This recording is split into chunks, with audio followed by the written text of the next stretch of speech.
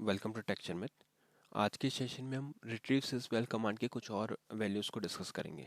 तो उसके लिए मैं प्रोग्राम को एडिट मोड में ओपन कर रहा हूँ।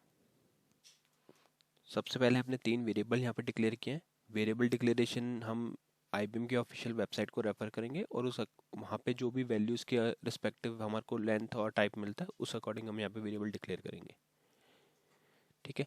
वेरिएबल डिक्लेयर करने के बाद में जैसे हम पेज डाउन करते हैं तो यहाँ मैं लाइन नंबर 16 पे जो कमांड एग्जीक्यूट कर रहा हूँ वो है आर टी वी सिसवेल। सिंपली आपको आर टी वी सिसवेल लिख के F4 प्रेस करना है। F4 प्रेस करने के बाद आप इस विंडो पे आओगे जहाँ हमें दो इनपुट देने होंगे। पहला सिसवेल जो वैल्यू हम सिस्टम से लेना चाहते हैं और दूसरा आर टी एन वेर जिसमें हम वैल्यू को स्टोर करेंगे। ठीक है।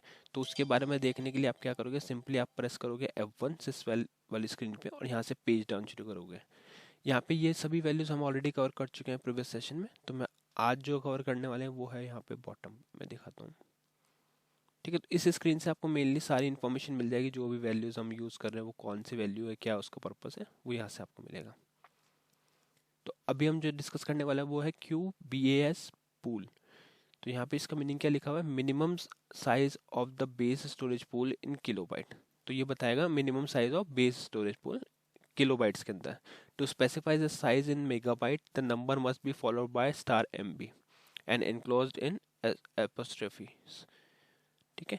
तो ये रिक्वायर मेनली ये बताएगा कि minimum size of storage pool क्या है, बेस स्टोरेज पूल क्या है किलोबाइट्स के अंदर। सेकंड जो वैल्यू हम डिस्कस कर रहे हैं वो है क्यूब बुक पाथ। ये बताएगा book and book shelf search path. ये अब सिस्टम यूज नहीं करता, यहाँ पे मेंशन है the operating system no longer use this value.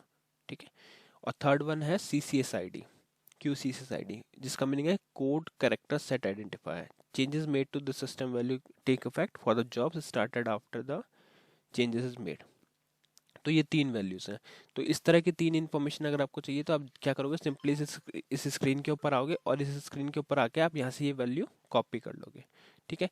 Value copy करोगे, कॉपी करके यहाँ पे पेस्ट करोगे सिसवेल पे, और सिसवेल पे जैसे ही पेस्ट करके नीचे आर्टिन वेयर वाला जो वेरिएबल है वहाँ पे आप अपना आर्टिन वेयर वाले फील्ड में अपना वेरिएबल पास करोगे।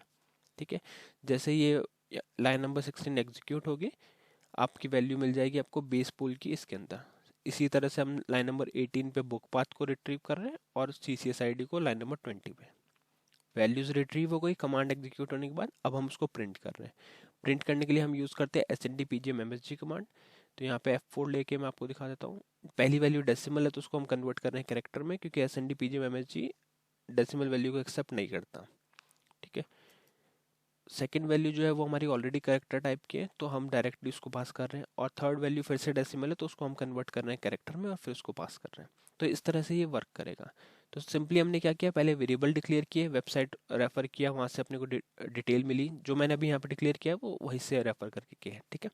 जब हमारी ये सीरीज पूरी हो जाएगी तो मैं लास्ट में आपको डॉक्यूमेंट भी शेयर कर दूंगा टेलीग्राम ग्रुप पे, तो आप वो लिंक्स में से कनेक्ट कर सकते हो उस ग्रुप पे, और वहाँ पे मैं आपको इसका जो भी स्टडी मटेरियल है वो प्रोवाइड कर दूंगा। ठीक है। वेरिएबल डिक्लेयर किया, कमांड एग्जीक्यूट किया और कमांड से जो आउटपुट मिला उसको प्रिंट किया। तो अब हम इसको कंपाइल करके आउटपुट सी देख लेते हैं। ये कंपाइल हो चुका सक्सेसफुली। अब मैं इसको कॉल कर रहा हूँ तो पहली वैल्यू इसने रिटर्न की 33255542 जो है स्पूल बेस स्पूल स्टोरेज। ठीक है। और फिर पेज डाउन करते हैं, ये हमारा वो पाथ बुक पाथ। फिर पेज डाउन करते हैं तो हमारा है C C S I D. तो इस तरह से अगर आपको ये इन्फॉर्मेशन कभी प्रोग्राम में रिक्वायर होती है तो आप directly R T V sysval command का यूज़ करोगे और वहाँ से आपको इसका आउटपुट मिलेगा। तो आई होप ये आप लोगों को क्लियर होगा। नेक्स्ट सेशन में हम बाकी टॉपिक डिस्कस करेंगे। So thank you for watching texture meth.